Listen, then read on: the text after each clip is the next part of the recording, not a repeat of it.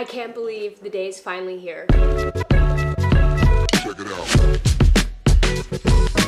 If I thought wedding planning was stressful, it was just prepping me for renovations. I actually want to see if I can find the original quote. I don't know if this is the first one, but it definitely was around this time, September 3rd, 2020. This has been such a long journey. Like, I've had my Pinterest board ready. It's almost, I feel like at this point, it's almost out of style. The exciting, but in the same breath, daunting thing about renovations is the decisions you have to make, organizing all the moving parts, organizing a good team. Like, this project made me realize how important it is to find a good team. And not just one team. You need to find like several teams. Like, for example, these sliding glass doors, these all open up, and the company that installed these originally, I think it was like 15, 20 years ago, isn't around anymore. And unless we wanted to pay to get all new sliding glass doors, which are super expensive, surprisingly, we needed to find the original guy that put them in. So Gal like searched and somehow found him. He's retired, but he's going to help us remove these so that they can put in a new bar and kitchen countertop to then put them back in.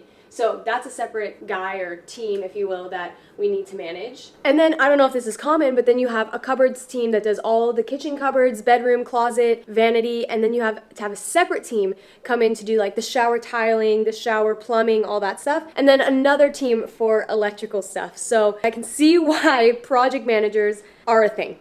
So I just got word that our basin is being made today, and the basin was one of the first things that I had designed because the vanity was the first thing that we wanted to replace, and I'll show you why right now. As you can see, there's a lot going on here. There's just no set spot for anything. Everything's on display, things get knocked over, and there's just a bunch of wasted space. Honestly, we need as much space as we can get, so even this like floating option needs to we need to take advantage of it. But let me show you the other. So we have these basins sitting on our counter, and they're so close up to the mirror that to clean it, it's a headache. Also, these tiles are so annoying to clean. If I can't feel like I'm getting 100% disinfected, then it isn't the setup for me. So I'm really excited to have a design that's super easy to clean and just looks chef's kiss. What we're going for is all in one piece, the countertop and the basin. It's going to be a shallow basin. I think they look super modern. And then I can also kind of use it as an extra counter space in a way. We're gonna have 2 taps come out, but 1 large basin. Now, the design that we ended up going with, it wasn't exactly what I was looking for. I thought maybe I'd find something better, but it's just so challenging to find here in South Africa someone who can do it. So this was kind of the next best thing, kind of like melt it into the shape. It's all one piece, so it won't leak. So at least we have that kind of guarantee, but they didn't have as many color options. In my mind, I thought it would be a little bit busier, something interesting on top, and then very plain would like balance it out nicely. But now I don't know if it's gonna be too plain, both, and just be like a chunk of whiteness. I'm an IKEA girl through and through. I love IKEA. I want to just like open up an instruction pamphlet with only photos and just put something together in like 30 minutes to an hour. That's my ideal scenario. I would love to go, you know, lone fox on it and just buy like a standard piece and give it my unique touches. But for this apartment, it requires a bit more. The width of this isn't your standard width for a vanity, and we didn't want it to stick out, so we really wanted it flush with the wall, also to somehow fit with this weird thing going on here. Alrighty, we have the moving boxes and also the toilet area floor tiles. I had to change the design in the bathroom, like the flooring tiles of the toilet, a million times for different reasons, and my confidence behind the design of the shower is like, it's all over the place. Like, one minute I love the idea and the next second I'm like, is it the right idea? But there's no turning back now because we got the tiles now, so now it's just fingers crossed. I'm gonna show you guys the shower, toilet, bathroom area situation so you guys can see kind of like what I'm working with and kind of like the concerns behind the project and whatnot. So yeah, see you when I get home. All right, let me show you what we're working with here. So we have this step that we need to get into the shower. We can't have the shower on the floor because of somehow how the plumbing is in this flat. Then we have this bath. I wanted to get a freestanding bath, but again, with the lifted, it has to be on a platform and all that. It was just kind of a headache. And we almost got rid of the bathtub altogether because we wanted a bigger walk-in shower so then Gal and I could both shower together without feeling so squished in there. One, we do use this, but the other thing was maybe one day when we have kids, it will be nice to have. So that's something that kind of kept us with going with the bath.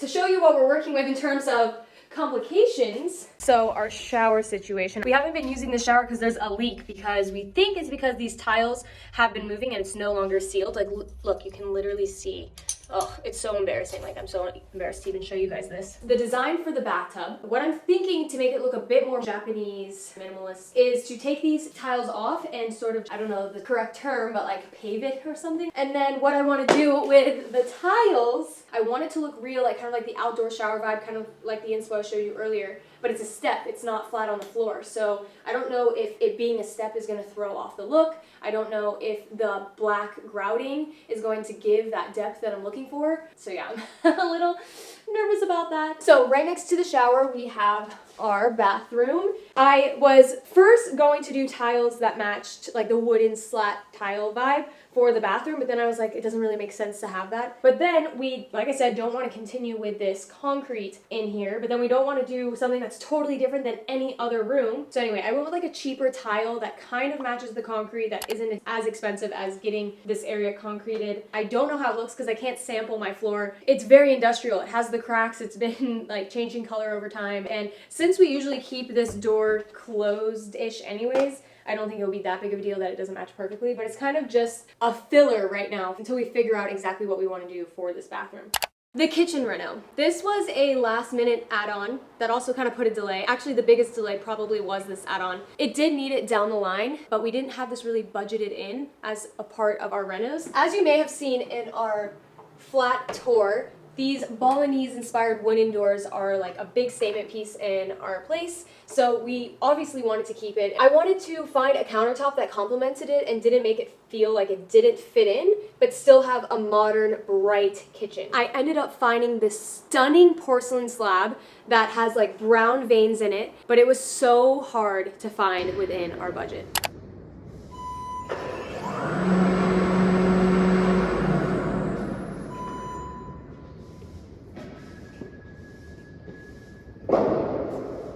Been shown this one a few times and it's okay, but there's something that looks very fake about it.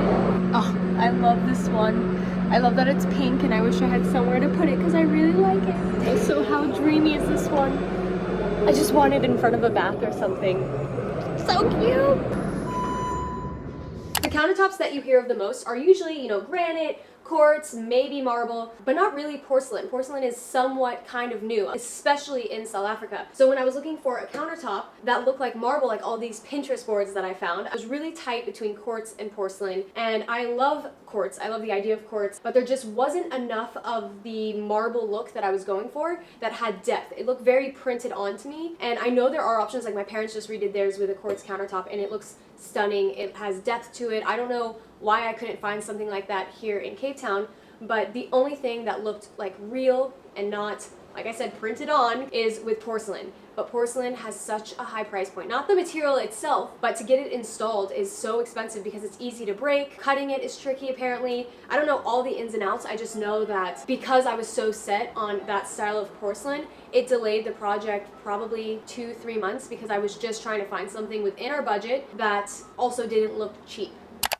Guess what day it is? It's moving day / packing day. Hopefully we get to the moving today because we have to pack everything up and bring it to Gal's parents' place. They are letting us stay with them for the next 1.5 to 2 months, however long it takes. Since I'm packing everything up today, I thought it'd be the perfect time to show you our wardrobe and why we're renovating our closet because, yeah, our living situation with this closet has been a hot mess pretty much since I started living here more full-time.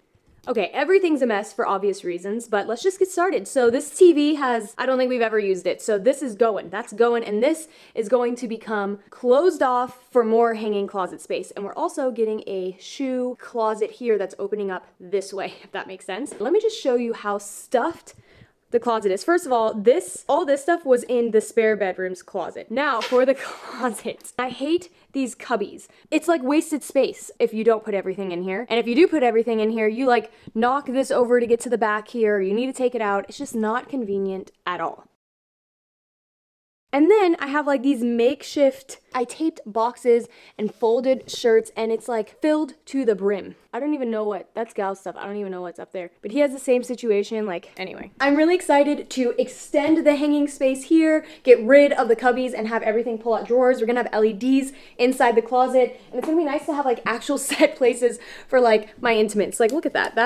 That's a box of like underwear and bras that I was like, again, trying to make like a makeshift. I don't even know, but I'm so excited for this. Alright guys, I guess that kind of concludes this vlog video because I'm hoping the next time I see you guys, it's done, everything went smoothly, it looks better than I imagined. Anyway, thank you guys for watching. See you in the next one. I can't stop this.